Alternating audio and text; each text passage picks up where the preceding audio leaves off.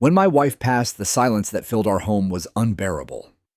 It crept into the walls, nested in the corners of the kitchen, and lingered at the dinner table where her laugh used to live. I didn't just lose my partner, I lost the rhythm of our life. Raising our 12-year-old son Eli on my own in a house we built together felt like paddling against a tide that didn't care if I drowned. We lived in a modest, one-story brick home in Oak Ridge Hollow, a place where the lawns were always trimmed to regulation height and the mailboxes matched like soldiers in a parade. The HOA kept everything neat, too neat. But when you're grieving and broke, conformity isn't your first priority. After my military retirement, we'd started a small side hustle raising a couple of grass-fed Angus cattle on the lot I owned just beyond our backyard fence. We called it Back 40 Beef. Though it was barely 4 acres, what began as a shared dream between my wife and I became after her death my only way of keeping food on the table and the mortgage paid. Selling beef directly from the property wasn't glamorous, but it was legal under the state's cottage food and agricultural exemption. We did everything by the book, USDA labeling, clean coolers, proper signage. Nothing flashy, just a small stand under a tarp with a handwritten chalkboard listing our cuts, brisket, sirloin, ground round. People came. Not in droves, but enough, mostly locals who liked the idea of supporting someone they knew. Veterans from the VFW, folks from church, even a few of the neighborhood moms who liked the idea of feeding their kids real meat. Word got around, and that's when the notices started showing up. The first was tucked under my welcome mat, like it was ashamed of itself, a printed notice from the HOA Compliance Committee citing me for unauthorized commercial activity. It was unsigned, no name. Just a reference to the HOA Handbook, Section 14.3.2. Prohibited business operations on residential lots. I remember reading it with disbelief. I wasn't running a drive-through. I wasn't butchering cattle in the front yard. I wasn't disturbing anyone. Still, the tone of that letter, cold final, like a judge's gavel, sent a chill up my spine. I ignored the first one. I thought maybe it was a mistake. Maybe someone sent it by accident. Then came the second bolder letter. This one was certified mail. Official HOA letterhead. This time signed by Karen Strickland, president of the Oak Ridge Hollow Homeowners Association. It read, "Dear Mr. Granger, it has come to our attention that you are operating an unapproved commercial enterprise from your residential property in direct violation of HOA guidelines. You are hereby ordered to cease all such activity within 7 days, or face fines of $250 per day. Further violations may result in legal action or HOA-imposed lien proceedings. Respectfully, Karen Strickland, President, Oak Ridge Hollow HOA." I set the letter down on the counter and stared out the window. My son was throwing a football in the yard with Duke, our old retriever. He didn't know how close we were to slipping underwater again. It wasn't just about the meat. It was about pride. About trying to stand on my own 2 feet without needing a GoFundMe or a government check. Selling beef kept the lights on. And now this woman, this HOA. Karen wanted to take that away because it didn't match the color scheme of her cul-de-sac fantasy. Still, I tried to be diplomatic. I attended the next HOA meeting held in the community clubhouse, a beige building that smelled like old coffee and floor polish. Karen was sitting at the head of a plastic table, flanked by 2 board members who looked like they hadn't smiled since the Reagan administration. I spoke clearly, calmly. I explained the agricultural exemption, how the property was zoned, how quiet and unobtrusive the stand was. I even brought pictures. Karen barely looked at them. "This isn't about zoning," she said, voice tight and prim. "It's about image. Our neighborhood has standards. Selling raw meat from a plastic table, it's unsightly. It cheapens the aesthetic of Oak Ridge Hollow." "Cheapens the..." I blinked. "I'm not running a flea market. This is local clean food. My wife and I..." "This isn't about your wife," she cut in, and the room went silent. I clenched my jaw. I could feel my hands tremble under the table. Not from anger, not yet, but from the sheer audacity of it. "I've got every legal right," I said quietly, "to sell from that stand. This isn't a suburban mall. This is my land. I raise the cattle, I process it legally, and I feed my son with the proceeds." Karen folded her hands. "You may be legally right, Mr. Granger, but the HOA reserves the right to enforce community standards beyond what state code allows. We have guidelines, and you agreed to them when you moved in." I looked around the room. A few neighbors looked down, some looked away. No one spoke. And in that moment, I knew this wasn't going to end in a meeting. This was going to be war. The morning after the meeting, I found a new sign staked at the corner of my property, just behind the mailbox I'd hand-built with my son last summer. It read, "No unauthorized commerce allowed. HOA enforced." The bold red letters weren't just passive-aggressive. They were aggressive-aggressive, and they weren't subtle. They'd planted another sign by the community playground entrance and a third one on the shared greenway path that ran behind the houses, just in case anyone had missed the HOA's new holy war against my little beef stand. I stood in the driveway, coffee in hand, staring at that sign like it had slapped me. I didn't need to check the HOA meeting minutes to know who was behind it. Karen. She was the kind of person who smiled with her mouth, but not her eyes. Her yard was manicured like a botanical exhibit, every blade of grass the same height. Her porch had seasonal wreaths, coordinated throw pillows, and a ceramic dog statue that changed outfits. She'd once sent out a neighborhood-wide email chastising someone for painting their shed a non-neutral beige, and now she had set her sights on me. I'd hoped that after the meeting, maybe things would quiet down. Maybe she'd let it go. But instead, she turned it up. That week, I got 3 more letters. One accused me of inviting unvetted visitors into the neighborhood. Another claimed my cooler setup was a safety hazard. The third threatened to suspend my access to shared HOA amenities if I didn't comply. I hadn't used the community pool in years, but it was the principle. The worst part, Karen didn't just come for me on paper. She came in person. It was a Saturday morning. I was out behind the fence sorting new product into our coolers. Eli was helping me label the sirloin cuts when her SUV rolled up slow and deliberate. She got out like she owned the earth she stood on, clutching a folder thick with printouts and violation notices. "You're in direct violation of HOA code," she announced loudly, not even waiting for me to say good morning. Her voice carried over the street like a siren. "I heard you the first 5 times, Karen," I said, not looking up from the labels. "This is your final warning," she said, flipping open the folder. "You've been cited for... Is there a real reason you're here? Or are you just out of mulch to rearrange this morning?" She blinked, taken aback. I didn't normally go for sarcasm, but the way she paraded her authority around like I was a child and she was my teacher was wearing thin. Her expression hardened. "We have a standard to maintain, Mr. Granger. You knew that when you signed the HOA agreement. This operation, it's not welcome here." I didn't know "not welcome" was a legal category, I said. Because according to state AG law, I'm well within my rights. She stepped forward, crossing the invisible boundary between concerned neighbor and overzealous tyrant. "Look," she said, lowering her voice to something more performative. "You're clearly going through something. I understand. But this meat-selling project of yours, it's not appropriate for a neighborhood like ours. You're turning Oak Ridge Hollow into a farmer's market." "It's not a project," I said, finally looking her dead in the eye. "It's my livelihood. And I'm not asking for your permission. I'm running it legally." Karen tilted her head, mock sympathy written all over her face. "If you continue, the board will have no choice but to escalate this. I don't want to, but we have to think of the community." "That's funny," I said. "Because I thought I was part of the community." She didn't answer that, just stared at me a moment longer before returning to her SUV. As she drove off, I noticed one of the neighbors, old Mr. Benedict from 2 doors down, standing behind his curtain watching it all. That week, the HOA emails began. The subject lines were dramatic, almost theatrical. "Unregulated food sales near playground." "Preserving property values in Oak Ridge Hollow." "Safety and aesthetic concerns from unauthorized vendors." Each one made me sound like a cross between a health hazard and a garage band.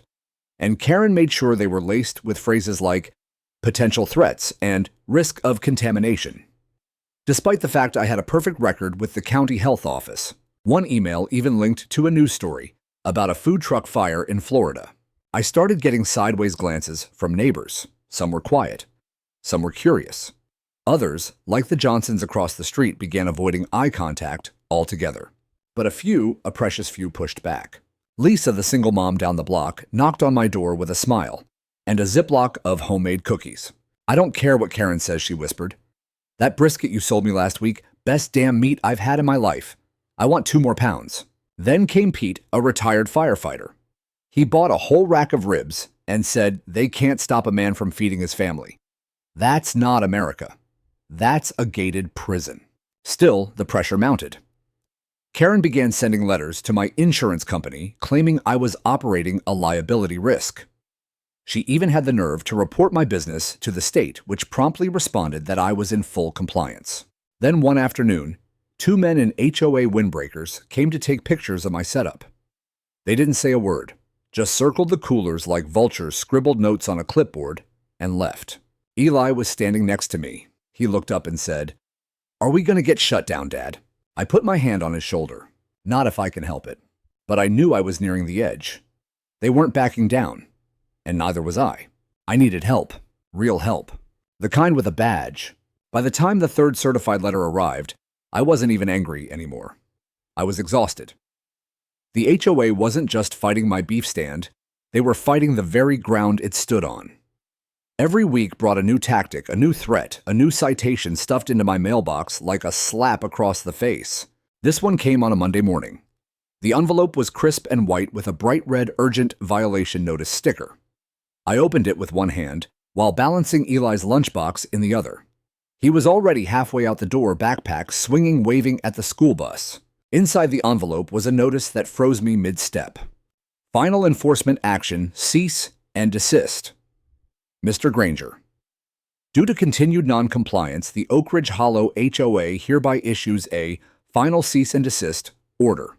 Your operation constitutes a breach of sections 14.3.2, 12.1.4, and 18.7.1 of the HOA covenant, including unauthorized commercial activity, failure to maintain aesthetic conformity, and the generation of community complaint.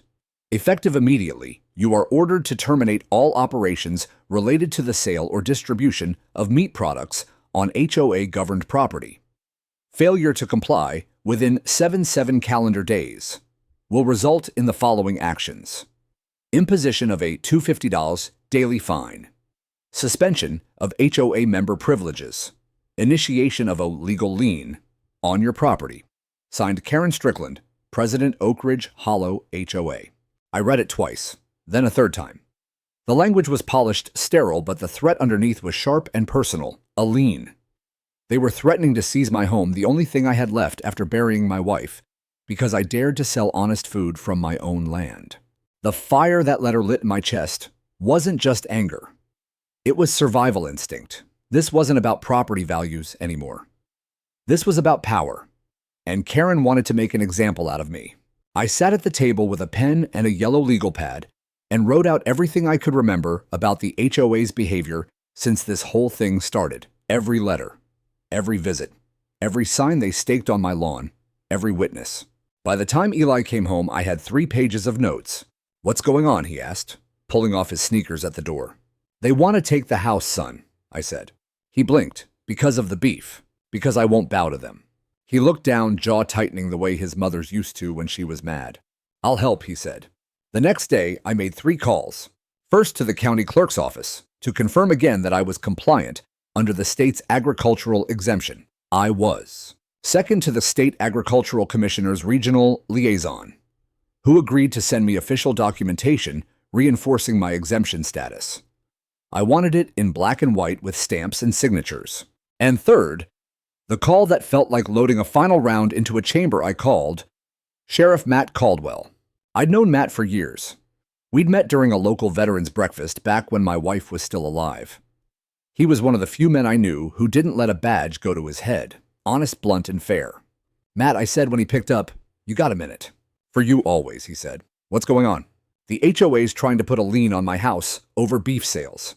They've issued a final cease and desist." I heard his exhale on the other end. "They're pulling the lien card already." "Yep, certified mail." Karen signed it herself. He was quiet for a beat. "Then you home this afternoon." "I'll be here." "I'm coming by." I spent the next 2 hours printing everything. The letters, the exemption papers, photos of the stand, even the HOA rules I'd highlighted with a yellow marker. I laid them all out like a war table across my kitchen counter. When Matt arrived, it wasn't with a squad car. He showed up in his beat-up gray truck jeans and boots, dusty hat low on his forehead. He shook my hand like he meant it and asked to see the documents. He read everything carefully. He didn't interrupt, just sipped the sweet tea I'd poured him and nodded occasionally.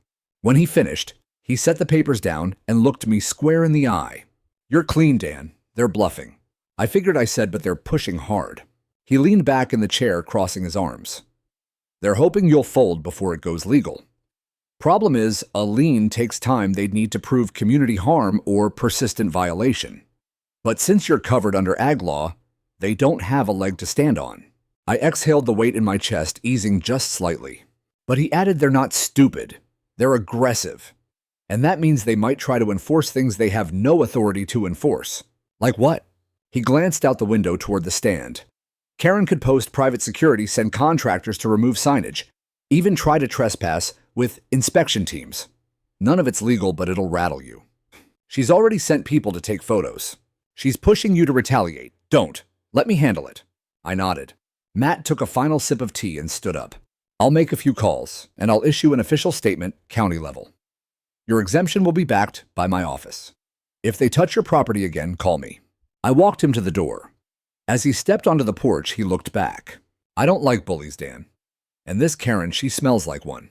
After he left, I stood there a while, hands on my hips, watching the wind ripple the tarp over my stand. Karen had fired her warning shot, but I had just loaded mine. There's something defiant about the smell of smoke drifting through a manicured neighborhood. It carries memory and meaning. It cuts through the sterile perfection of beige fences and HOA regulations. That Saturday, I lit the pit before sunrise. Hickory wood low and slow. By noon, the scent of mesquite brisket was thick in the air, and by 2 o'clock, the lawn was filled with folding chairs, checkered tablecloths, and neighbors with full plates and fuller smiles. I didn't plan a protest. I planned a barbecue. Call it instinct, or maybe just fatigue from fighting letters with letters, but I needed something real. Something that reminded people this wasn't about bylaws. This was about belonging, about community. I sent out flyers the old school way, not digitally, where HOA eyes could see but through word of mouth, handwritten notes tucked under welcome mats, whispers at the post office, and a few quiet texts. Brisket and beans. Saturday, noon, Granger's place. I expected a handful. 32 people showed up. Families, retirees, a few teens, who probably just came for the food. And to my surprise, even a couple of board members. I didn't recognize ones who looked uncomfortable but curious. Lisa brought cornbread muffins. Pete brought coleslaw in a dented metal bowl. Eli manned the cooler with the precision of a trained quartermaster, handing out root beers and water with a grin that stretched wider than I'd seen in months. We had music playing low from a Bluetooth speaker, old Willie Nelson and Johnny Cash. Nothing rowdy, just the hum of smoke and stories. People sat on the grass, balancing paper plates on their laps. We talked about everything but HOA politics. About the high school football team, the drought, the price of gas, and the one-time old Mr. Benedict's dog treat a raccoon and wouldn't come down for 6 hours. But Karen came anyway. I saw her SUV idling at the end of the cul-de-sac for nearly 15 minutes before she stepped out. Clipboard in hand. Neutral-colored sweater wrapped tightly around her like she was trying to shield herself from our joy. She walked slow, deliberate, not making eye contact, her heels clicking on the pavement like a metronome of disapproval. When she reached the edge of my driveway, she stopped. She didn't address me directly. She addressed the clipboard. According to Section 11.2.7, she began gatherings of more than 25 individuals require prior HOA notification and approval, particularly when involving food distribution. I wiped my hands on a towel, stepped away from the smoker. Is this a food distribution, Karen? Or is it a cookout? She narrowed her eyes. It's unregulated. There's no permit. There could be safety issues, cross-contamination, liability. Everything here was cooked above 200 degrees for 14 hours, I said, gesturing to the smoker. All USDA beef. Temp controlled. My cooler's certified. You want a plate? That actually seemed to throw her off for a second. Just long enough for Pete, bless him, to walk up behind me and shove a styrofoam plate into my hand. Go on, he said, loud enough for everyone to hear. Offer the HOA president a rib. Maybe it'll loosen her spine. There were a few chuckles. Karen flushed. I'm not here for food, she snapped. I'm here to observe violations. Lisa, sweet fierce Lisa, stepped forward with a container of her cornbread muffins. Well, I made these in my own kitchen. Maybe that's a violation too. Karen looked like she was about to explode. She pulled out her phone, began taking photos of the crowd, the smoker, the stand. Every snap sounded like a gavel in the quiet that followed. This, she hissed, is going in the next HOA meeting. I crossed my arms. Then take a good picture of the beef, too. I want the board to see what kindness tastes like. Karen turned sharply and walked back to her SUV without another word. But I saw the twitch in her jaw. The way she looked at Eli laughing near the cooler. The way her eyes flared as neighbors waved at her but didn't invite her over. She was losing control, and she knew it. That night, I got 6 emails, not from Karen, from neighbors. Some apologized for staying quiet before. Some offered to write support letters. Some just said, "Damn good brisket." But by morning, the backlash came like clockwork. A new sign was posted, bigger, bolder, bright orange. HOA prohibited zone illegal vendor activity under review. And attached to my fence, duct-taped no less, was a printed page labeled Community Incident Report. It had screenshots from Karen's phone, including one of me at the smoker with the caption, "Resident continues to defy HOA order. Event held without approval." It felt like something out of a dystopian comedy barbecue surveillance. But it wasn't funny. That week, a letter arrived from a law firm representing the HOA. Official header. Legal jargon. Demand for immediate termination of commercial activity. Threats of court action. Request for compensatory damages to the HOA for administrative costs incurred due to continued violations. They wanted money now. Thousands in fees for noncompliance. It wasn't just harassment anymore. It was war. I sat at the table that night, Eli asleep in the next room, the house quiet except for the ticking of the old kitchen clock. My hands rested on the envelope, not shaking, just steady, heavy. Karen had thrown her next punch. She'd brought lawyers. She'd tried to turn my community against me. She tried to turn my son's laughter into a violation. But what she didn't know, what she couldn't understand, was that I'd seen worse. I'd walked minefields for people who never knew my name. I'd lost more than Karen could imagine. And I wasn't about to lose my home or my dignity to someone who thought a beef stand was a threat to suburban peace. So I made one more call. Back to Sheriff Matt, because the fire was lit, and it wasn't going out anytime soon. Sheriff Matt Caldwell showed up the next morning wearing his uniform, but without the stiffness that came with it. His cruiser was parked half on my driveway, half on the street, like he wasn't planning to stay long, though. I had a feeling that would change. He stepped out holding a folder in one hand and a hot cup of gas station coffee in the other. I met him on the porch. "Coffee's on me next time," I said. He shook my hand, eyes scanning the violation sign duct-taped to my fence. "Did they really tape that to your property?" "They did," I said, with Karen's signature on the bottom corner like it's art. He looked at the paper, his mouth twisting into something halfway between a smirk and a sigh. "This is getting out of hand." "Wasn't aware it was ever in hand," I replied. Matt followed me inside and sat down at the kitchen table like it was his second home. He dropped the folder onto the wood and flipped it open.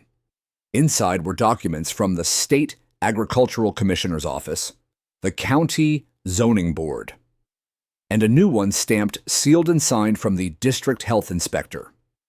All of them said the same thing: I was operating within the law. I wasn't a danger. I wasn't even close to a gray area. "You're covered 6 ways from Sunday," Matt said. But that's not going to stop them. I sat down across from him, pushing over the HOA's legal letter from the day before. He picked it up and skimmed through. "This is boilerplate," he said, flipping pages like they were toilet paper. "They're banking on the threat being enough. Most people fold before they ever get to court." "Except I'm not most people," I said. "That's why I'm here." Matt pulled out a new piece of paper, an official letter from the county sheriff's office. It was addressed to the HOA board, as to whom it may concern. This letter is to formally state that Mr. Daniel Granger is operating his agricultural stand in accordance with state and county law. His property is zoned to allow for small-scale agricultural sales under the 2017 Local Food Freedom Act, and his operation has passed all health inspections. Any attempt to interfere with Mr. Granger's business by way of trespassing, forced removal of property, or intimidation may be considered harassment or criminal mischief and will be investigated accordingly. Respectfully, Sheriff Matt Caldwell, County of Greenwood. I let out a low whistle. "You brought the hammer." "No," he said, "I brought the truth and backup." Just then, there was a knock at the door. I opened it to find 2 uniformed deputies standing with neutral expressions and arms casually at their sides.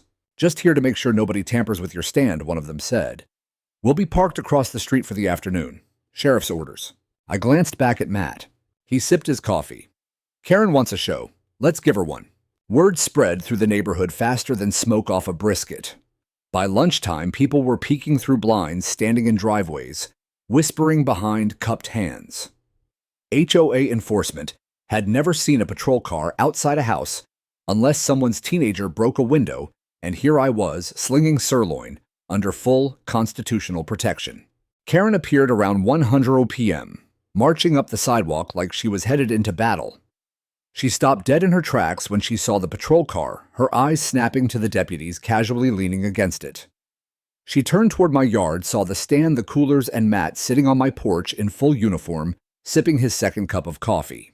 She didn't come up the steps. She just stood at the edge of my grass, arms crossed. "You're making a mockery of this community," she called out. I stood beside Matt. "I'm feeding it. You're turning Oak Ridge Hollow into a political circus." Matt stood now, slow and deliberate.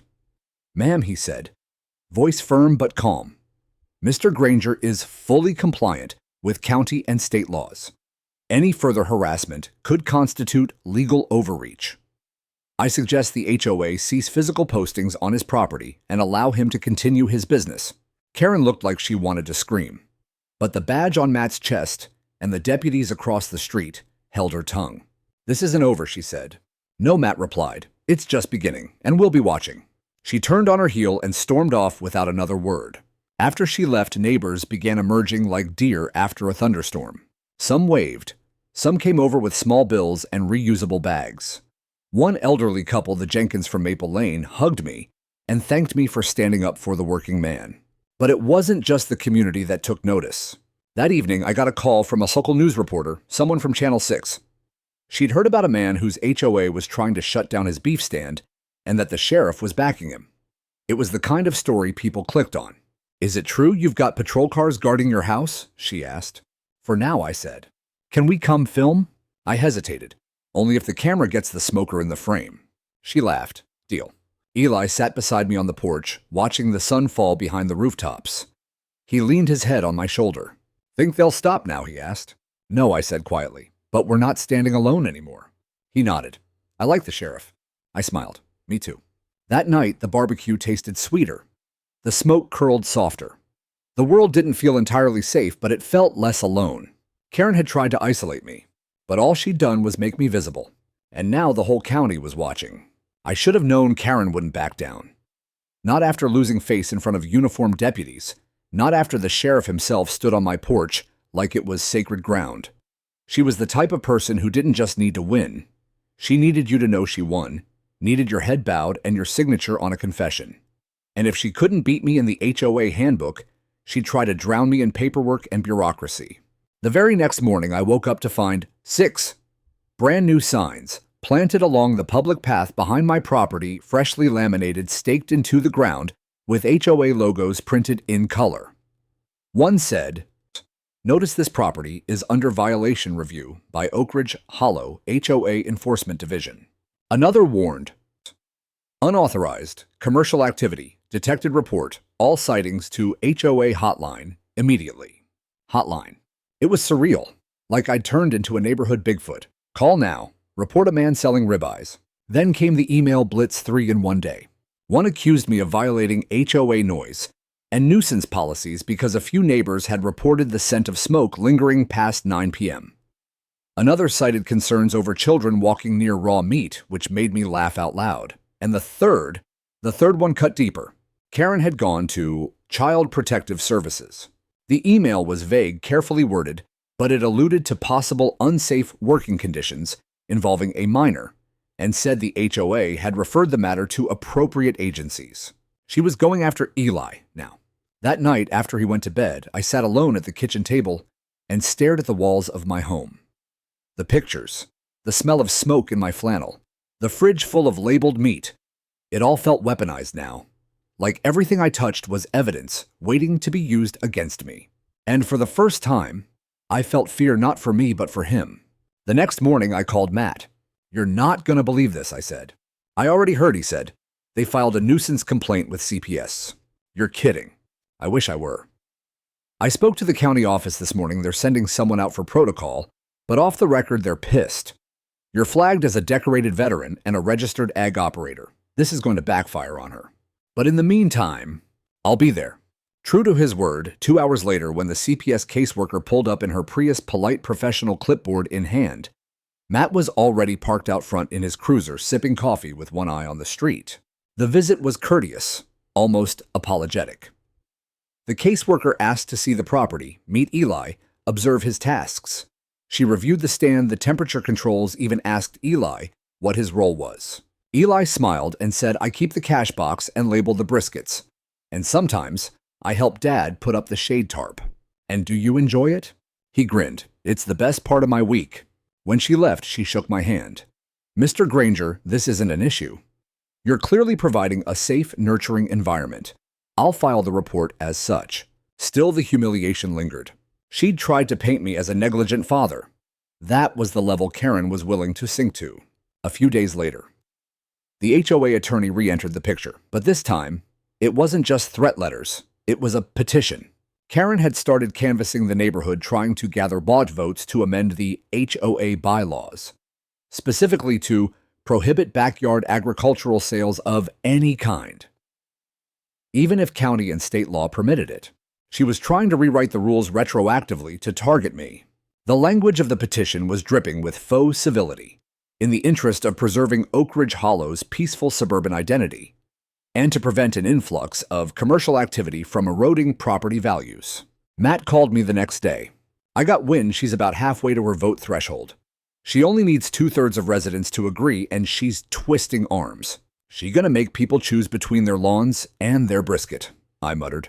You got supporters, Dan, more than you think, but we need to organize. That night, I put together flyers. Know your rights. Don't let HOA strip your property freedom. Local beef, local business, legal, safe, community-backed. I walked door to door just like Karen had, only I didn't guilt anyone. I spoke from the heart. I brought meat samples in vacuum-sealed bags, business cards from the state agriculture office, and printed endorsements from the sheriff's letter.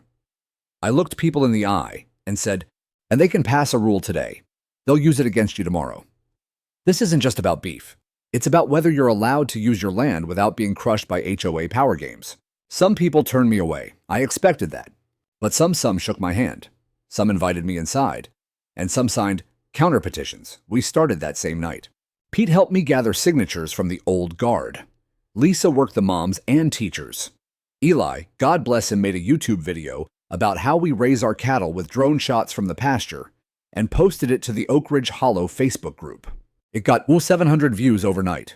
The comments were a battleground HOA loyalists barking about preserving community standards, but others, many others, defending us. I'd rather have a good neighbor selling brisket than a tyrant with a clipboard. Karen's behavior is a bigger nuisance than the smell of smoked ribs. Then came the cherry on top. A local business alliance, a group of small vendors and farmers who'd seen our story on the news, invited us to join their network and offered legal support if the HOA tried to force through the bylaw change. I was no longer one man on his porch. I was part of something bigger. And Karen, she was about to learn what happened when you cornered a man with nothing left to lose except his name, his boy, and his land. It was a Tuesday afternoon when I saw the change in the wind. Not in the air, in the people. The tone around the neighborhood was shifting. The same folks who had once ducked behind blinds or waved from a safe distance were now stopping me mid-sidewalk to talk. Some wanted updates, some offered support, some just wanted to say they were watching. The silence that Karen once ruled by was cracking. That same evening, while I was restocking the cooler with Eli, a new car pulled up across the street, black SUV-tinted windows, county plates. A man in a navy blue blazer stepped out holding a leather folder. He looked official but not stiff. Mr. Granger, he said, walking up the driveway with a practiced calm. I'm Paul Van, County Regulatory Oversight. I stood up, wiped my hands. That about zoning. Partially. We've had multiple reports filed from your HOA, and I've been assigned to investigate whether any legal overstep occurred on their part. My eyebrows lifted. You're here about them. He nodded. We've received over 20 complaints from the same origin, all referencing you, your son, or your property. Most were dismissed internally, but the volume triggered a procedural audit. I opened the gate. "Come on in." Eli stayed quiet, watching the man with wide eyes. He was starting to recognize the pattern strangers with folders were either trouble or protection. Sometimes both. Paul spent an hour on my property. He looked over the stand, reviewed our permits, examined the layout, even took pictures. He asked questions about timelines. When Karen first filed complaints, what actions the HOA had taken, how many signs they'd placed. He paused beside one of the laminated orange warnings still zip-tied to our fence. "This one was attached without your consent," he asked. "Correct. Do you have video or photo of that?" I nodded and opened my phone. Eli had snapped a picture the morning it happened, time-stamped and clear. Karen's signature was visible on the bottom corner. Paul looked at the image. "You're going to want to keep a copy of this." He closed his folder. "Mr. Granger, from what I've seen, not only are you operating within the legal boundaries of the state's cottage and ag freedom codes, but the HOA has likely engaged in administrative harassment, misuse of enforcement power, and possible defamation." That last word hit like a silent bell. Defamation. He nodded. "Especially with the CPS referral and public signage. If they've made unsubstantiated claims that harmed your business reputation, or implied child endangerment without proof, that's serious. And next steps. You'll be receiving a letter, not from them, from us." The very next morning, the HOA got their own certified envelope from the Greenwood County Office of Code Oversight. Matt called me 2 hours later. "I heard the board meeting just got a lot quieter." "What happened?" "County gave them 30 days to cease hostile signage, remove defamatory materials, and issue a formal statement retracting the CPS insinuations, or face a county-level investigation and potential fines." I nearly dropped my coffee. "You serious?" "Dead serious. The only thing keeping Karen upright right now is spite." Later that day, a convoy of board members, 3 of them, including Karen, paraded down the sidewalk, yanking up the HOA signs from the easements. I didn't say a word. I just stood on my porch with my arms crossed, watching them sweat in the midday sun as they removed their own threats one by one. Karen avoided eye contact. She was shrinking visibly. No clipboard, no SUV idling like a throne. Just a brittle woman dragging her authority through the dirt. But she wasn't done yet. That evening, a special sessions was announced for Friday night. HOA emergency vote. Single agenda item. Amendment proposal to ban agricultural commerce within residential boundaries. Karen was going for one last nuclear strike, rewriting the rules in real time. Only now I was ready. I printed flyers, made new yard signs, even ran a local Facebook Live with Eli to explain what the vote meant and how it would affect not just me, but anyone who ever wanted to use their land for more than lawn chairs and hedge clippers. Lisa hosted a backyard informational dinner for parents. Pete helped knock on every door on Maple and Cypress Lanes. Even Mr. Benedict, who hadn't left his porch in 3 years, handed out flyers from his walker with a look that said no more. The community was waking up. Friday came. The HOA clubhouse was packed wall to wall. I hadn't seen that many neighbors gathered since the 4th of July pancake breakfast 3 years back. Karen stood at the front, stiff in a gray blouse, surrounded by her remaining loyalists. She opened the meeting with her usual forced smile. "Thank you all for coming. We're here to address an urgent matter concerning the character and integrity of our neighborhood." I waited. Let her speak. Let her lay out her argument about protecting aesthetics, preserving safety, and setting appropriate expectations for residential living. When she finally paused to open the floor for public comment, I stepped forward. Not angry, just grounded. "My name is Daniel Granger. Some of you know me. Some of you have eaten the food my son and I sell. And all of you know what this is really about." I held up a printout, Karen's violation letters, her CPS referral, her posted signs. This isn't about aesthetics. It's not about safety. It's about control. And what you vote on tonight isn't just about me. It's about whether people here get to decide what they do with the land they own, as long as it's legal and decent. I looked around. Faces I'd seen every day now, watching with a different kind of attention. You let this pass and it won't stop at beef. It'll be backyard chickens next. Then tool sheds. Then flower beds that are the wrong color. I paused. And I don't care about winning anymore. I care about living in a place that honors fairness, that doesn't weaponize rules against neighbors trying to survive. The room was silent. Then Lisa stood up, then Pete, then Mr. Benedict. One by one, voices followed, some shy, some loud, but all clear this wasn't who Oak Ridge Hollow wanted to be. The vote failed by 12 ballots. Karen didn't speak after that. She just stood at the front, blinking, as if she couldn't believe the system she built had turned on her. And maybe, just maybe, she finally realized what she'd done. A week after the failed vote, I received a thick manila envelope in the mail return address stamped with the logo of a private law firm in downtown Greenville. Inside was a civil complaint. The Oak Ridge Hollow Homeowners Association versus Daniel Granger. They were suing me. The charge: breach of HOA covenant, public nuisance, and irreparable harm to community standards and aesthetic cohesion. It read like a fever dream, with paragraphs of legalese twisted into something that made my barbecue stand sound like a meth lab and me like a backwoods revolutionary. At the bottom, Karen's signature gleamed in blue ink like the final stroke of a dagger. They were dragging me into court. Matt came by that evening with Pete and Lisa. We sat on the porch sharing a six-pack and watching Eli throw a football across the yard. "This is her last play," Matt said, flipping through the packet. "She wants the court to do what the vote didn't shut you down through injunction." "I don't have thousands for a lawyer," I muttered. "You might not need one," Pete said, reaching into a folder of his own. "I made a few calls to the Small Business Legal Defense Fund. You're exactly the kind of case they take pro bono." He handed me a business card. I blinked at it. "You serious?" Lisa nodded. "You stood up for all of us. Now we stand for you." 2 weeks later, I walked into the county courthouse wearing my old Marine Corps dress shoes and the cleanest button-down I owned. My lawyer, a woman named Hannah Ortiz, was young but sharp, fire in her step-law in her blood.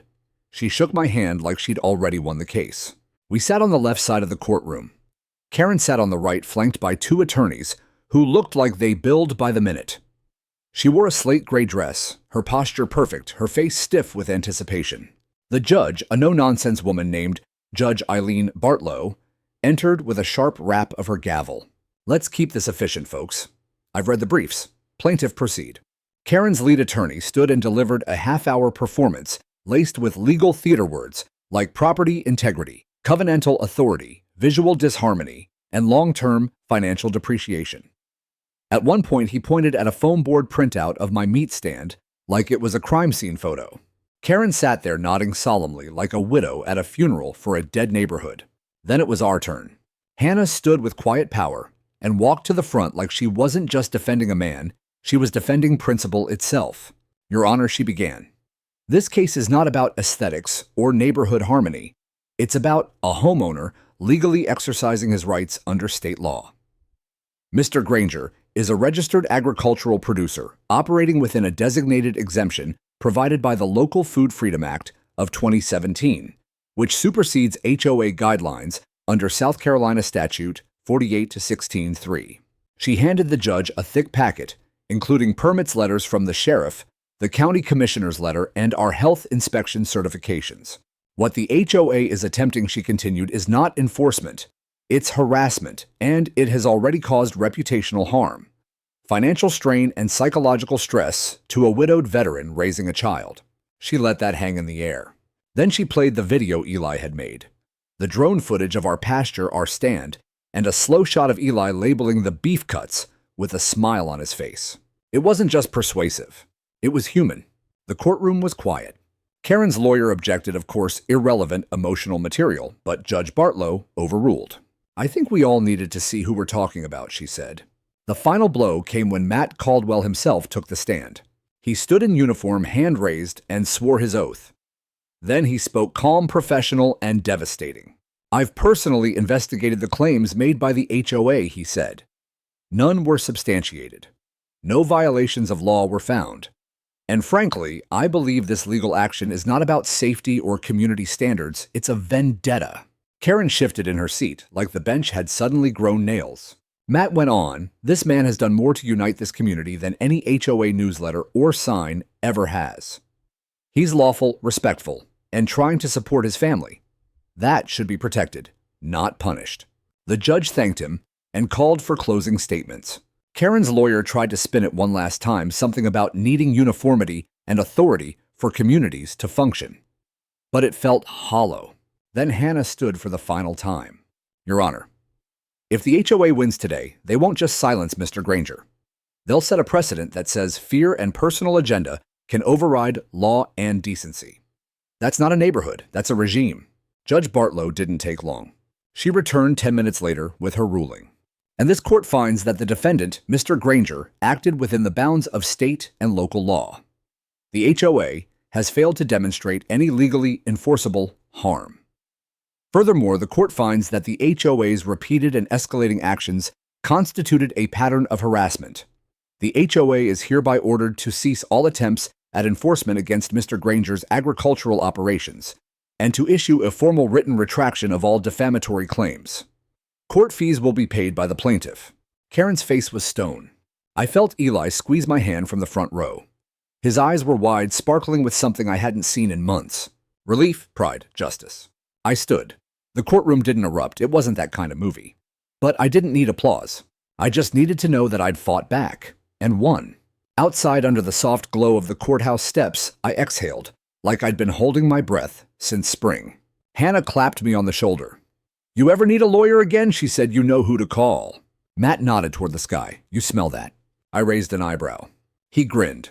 "Smells like barbecue season." Winning felt strange. Not in a bad way, but in a way that left a kind of silence behind it.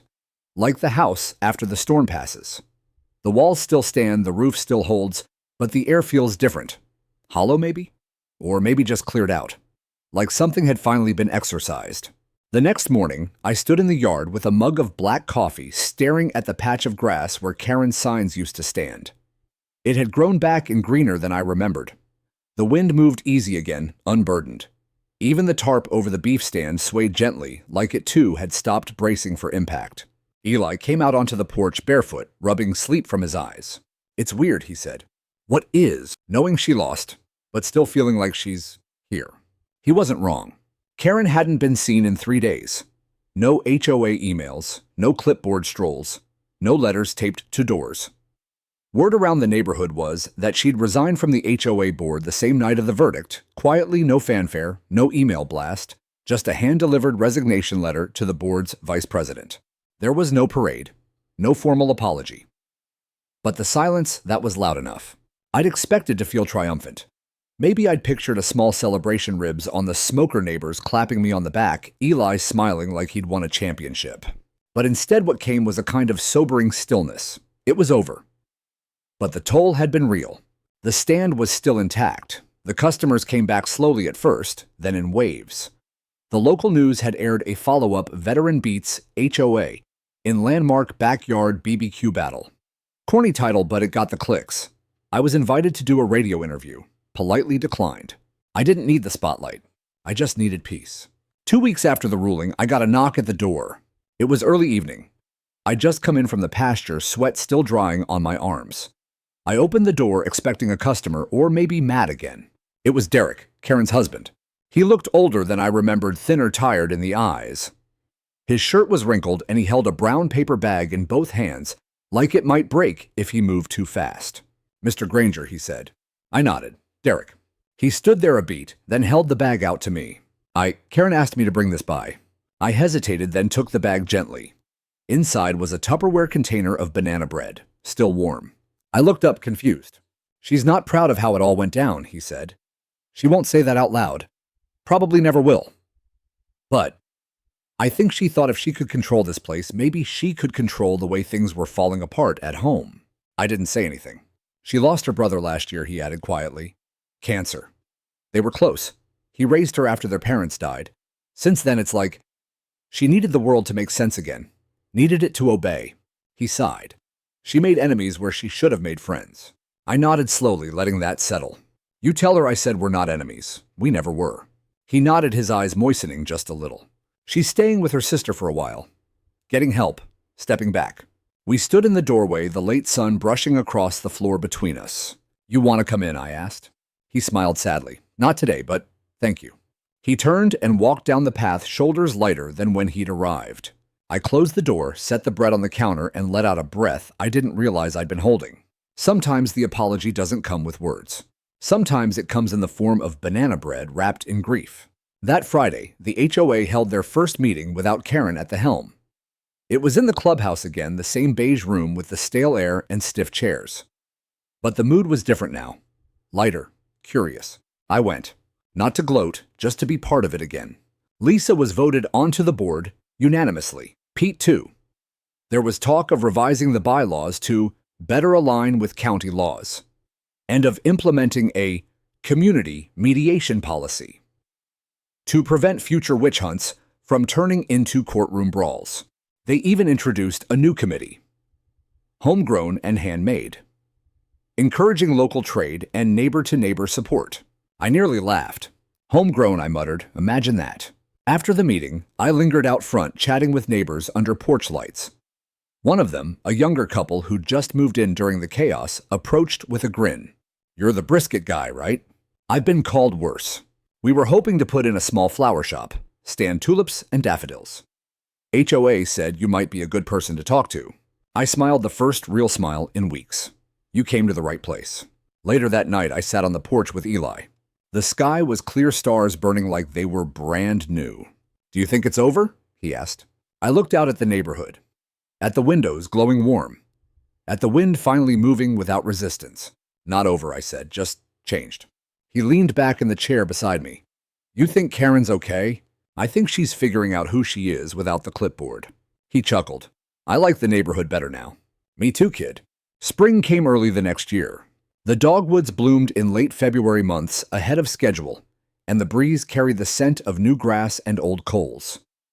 The air felt alive again, not heavy with tension or laced with fear, but soft, settled, whole. By then, the stand wasn't just tolerated, it was celebrated.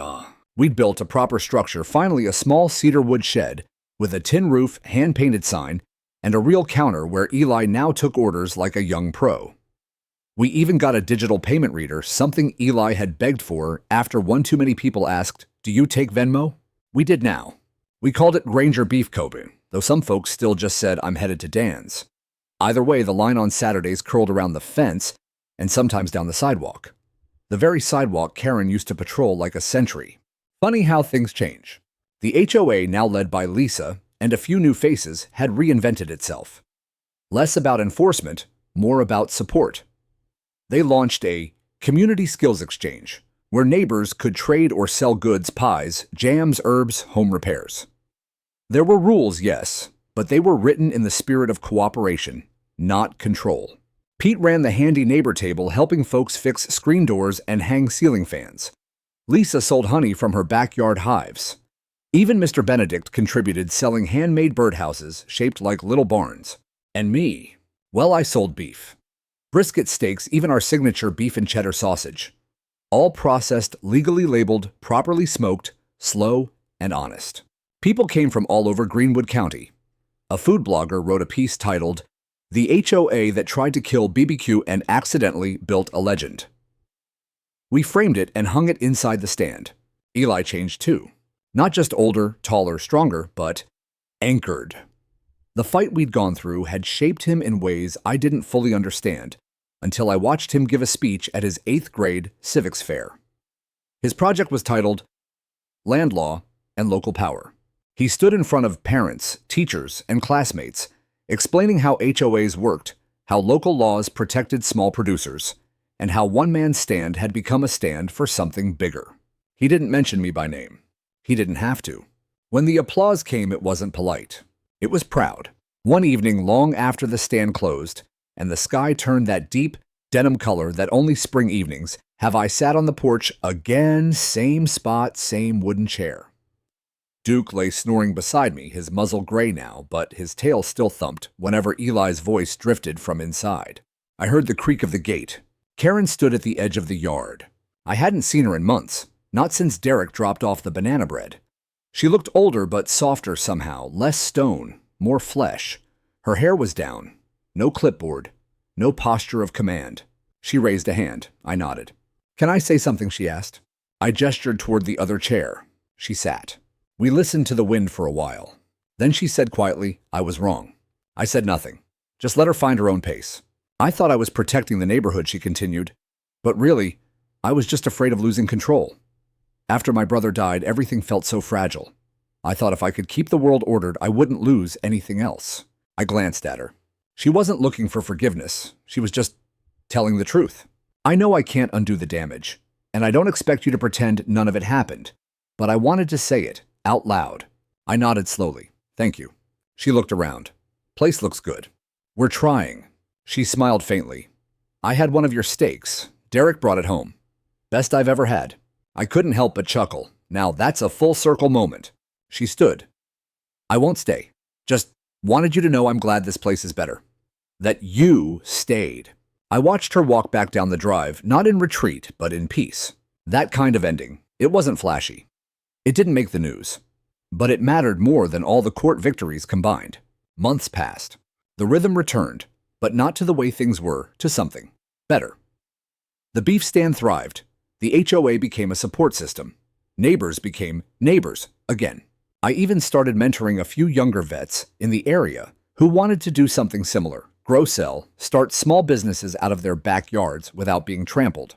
The house felt warm again, not haunted by letters or threats or whispered judgment, just full of food, of purpose, of belonging. One Saturday afternoon, Eli and I stood behind the counter watching the crowd chat and laugh as they waited in line. He leaned over and said, "You know, I used to wish we lived somewhere else." I looked at him, and now, he smiled. Now I'm glad we stayed. Because we didn't just live here. We changed it. I nodded, heart thick in my chest. We didn't just win a fight. We reclaimed a home. And the scent of hickory smoke drifting through the neighborhood. That wasn't just barbecue. That was justice.